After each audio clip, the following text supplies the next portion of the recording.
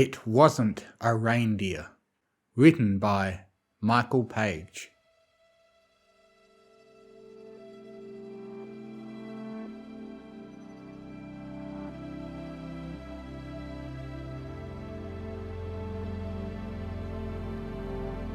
Christ, I muttered to myself as the first flakes of snow started to fall. They gathered in fuzzy chunks over the windshield before my wipers cleared them away. I'd been waiting for 20 minutes now in my sister's driveway. Had I chosen to wait inside with her, I'd have been dead by now thanks to her 2 grey cats, cute little devils, but murder to my sinuses. Puffy eyes and a clogged up throat. That's just what I needed. Every Christmas, our family made the annual trip to my grandparents' cabin, tucked away in the woods of Hope, Alaska. And I'd hoped to beat the heavy snowfall that was forecasted. Since my sister's license was suspended from a DUI, here I was, a hostage to time, with my finger tapping anxiously on the steering wheel. When my mother had asked me to be the one to grab my sister, I'd honestly dreaded it from the start. It wasn't that we hated one another, we just weren't as close anymore. After decades of constant arguments and bitter disagreements, we became distant and our relationship fizzled. Yes, we were siblings, but it felt more accurate to call us the residue of what siblings once were. Finally, like the gates of Valhalla, her front door opened, and out she came. Her hair was forest green. The last time I'd seen her, it had been white. The time before that, it was violet. "Got everything?" I asked as she clambered her way into the passenger seat. She responded as she adjusted her glasses and stuffed a few bags in the back seat. And just like that, we were off. Hope was about a 30-minute drive, and it didn't take long for the awkward silence to inflate between us. It didn't help that the radio didn't work in my car and that the broken auxiliary port made your music sound like it was having a seizure. By the time we reached the turnoff for Hope Highway, the road was turning into a thick white sheet. Thankfully, on Christmas Eve night, the long stretch to Hope's small community was quick and vacant. The cabin was tucked away in a fortress of trees 5 miles off the main road. As I made the turn, my sister cracked the window, pulled out a blunt, and lit with a lighter. "Want a hit?" she asked. Snow crunched beneath us. "Not while I'm driving." "It's a straight path. We're practically there already." She took a drag and blew it out the window. "I want to just focus on this, alright?" She huffed and pushed up her glasses. "If you're that worried, maybe slow down a bit then." There was the jab, a piece of bait to lure me into another fight. But I wasn't going to bite, not this time. She could live with us getting there faster. The drive was almost over, and soon I'd be in a warm living room with my feet up, a spiked eggnog in my hand, and Bobby Helms' Jingle Bell Rock in the air. I could already hear Uncle Jed spouting off one of his crude jokes. "Why does Santa Claus have such a big..." "Dude!" my sister shrieked, jabbing a finger in my side and whipping my mind back to the windshield. The car had just finished winding around the thick trail.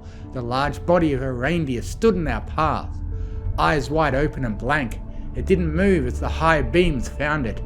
Snapped into a panic, I twisted the wheels in a desperate swerve. The car veered greasily to the side in a fine spray of slosh. The reindeer, also known as a caribou, remained still even as the bumper soared inches from its nose. We came to a crunching halt off the main path. "Jesus!" I sighed, blessed with relief. "Did we hit it?" "No," my sister said, leaning out the window to check, while exhaling another plume of smoke. I wound the steering wheel back around and pressed on the gas. The wheels shrilled in place, kicking up globs of sleet but not moving an inch. Perfect, I moaned and unfolded myself from the seat to check it out. The two front tyres were caked in black slush and practically swallowed in a mound of snow. I kicked at it, trying to clear off the icy debris from the treads and beneath the wheel well. When that tired me out, I resorted to scraping it off with my fingers. "Screw off, Prancer!" I heard my sister call towards the dark silhouette of the reindeer, its antlers like gnarled fingers reaching for the treetops. Then she made a sort of startled yip, followed by a "What the fuck?" She looked up from the scrim of snow. The reindeer was now standing tall on both of its hind legs. It looked strange, like a silly caricature you'd see in a kid's book. But out there, in the silence of the woods, it was a creepy image. The way its vague shape stood on just two legs held an almost human-like balance. For whatever reason, I realized then it didn't have a tail. Its muscular neck craned to the side and let out a ululating scream, a miserable squeal of metal grinding against metal. My legs were ice sculptures, cementing me to the spot as the shriek quieted to a succession of wet grunts. The reindeer dropped down to its original posture and stomped heavily. Puffs of white vapor and strings of snot vented from its nostrils. I was no hunter, but it didn't take a lot to tell when a pissed off animal was about to charge. I leaped for the driver's seat, pulled the door open and slammed it shut, just as the muffled thud of hooves reached me. Antlers scraped the door as its large body practically flew over the patch I had just been standing in. Fast, very fast. My sister screamed as the large bulk of its frame wound back around and charged again, this time shattering the headlights and submerging us in darkness. "Just go already!"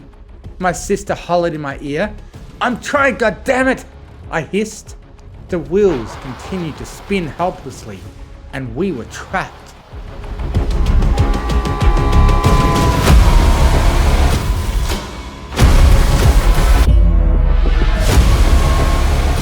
The creature charged again, this time nailing the window. A cobweb of cracks bloomed near my sister's head. I searched for anything, literally anything, that I could use as a weapon. I was never really a gun enthusiast, but at that moment I'd have shaved my head and joined the secular monks if it meant having a Glock in my hand right then and there. After rattling the car once more, the reindeer finally appeared to lose interest and disappeared amidst the cluster of trees. Granted some time to breathe and think, we phoned our dad and told him about the situation. He was going to come down in his pickup and get us unstuck and out of this mess. I looked over at my sister, who was taking long and steady breaths between her fingers. "Are you alright?" I asked. "What do you think?" she grumbled. "I told you to slow down." Another jab, and this time I wasn't going to have it. "You want to be useful?" I yelled. "Get out there and push." "No? Then shut the hell up. I don't need it right now." She said nothing else, and neither did I, returning once again to the pocket of silence that our relationship succumbed to. The sooner Dad's highlights peaked in the distance, the better. Slowly she rolled the window down. "What are you doing?" I asked. "Shh," she pursed her lips. "Just listen." Humouring her, I waited, and sure enough, the sound reached me too. The quiet voice of a little girl coming from outside. "Somebody," it whimpered. "I'm lost. Please help me. I'm lost." My sister unlocked the door and motioned to open it. I grabbed her wrist.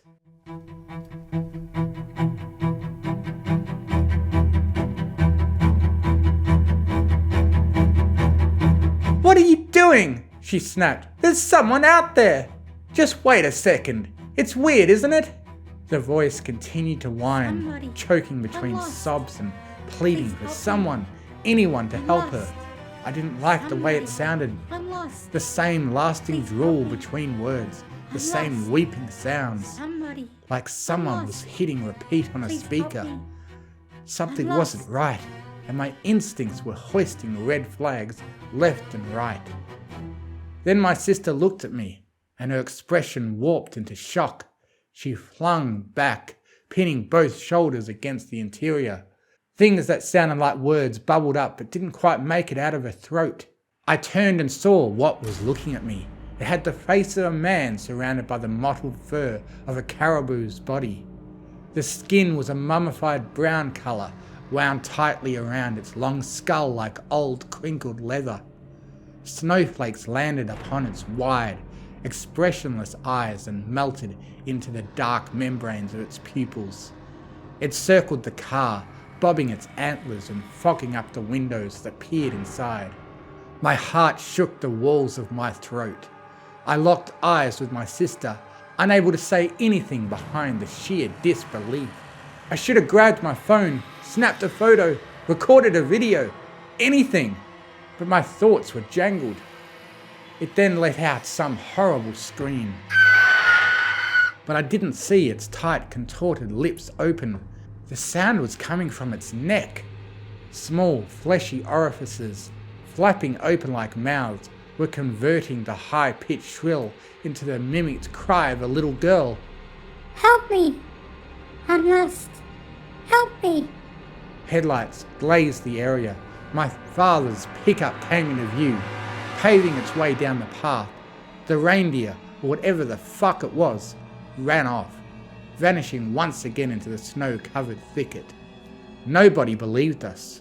Why would they? If anybody had told me that story, I would have assumed they were hopped up on some crazy psychedelic. But the reality of what I saw was cold, and it's something I still to this day can't fully swallow. Instead of sleeping that night, my sister and I did some research that led us to the myth of skinwalkers, beings of some sort capable of mimicking voices and disguising themselves as animals to lure people into the woods. After reading other accounts, there wasn't a doubt in my mind what we'd witnessed out there. Every so often that night, I'd stare out the window and eye the yard, wondering if I'd see that leathery face watching from the tree line. Neither I nor my sister ever made that trip again, much to the frustration of my family. But there was a silver lining. She and I have never been closer.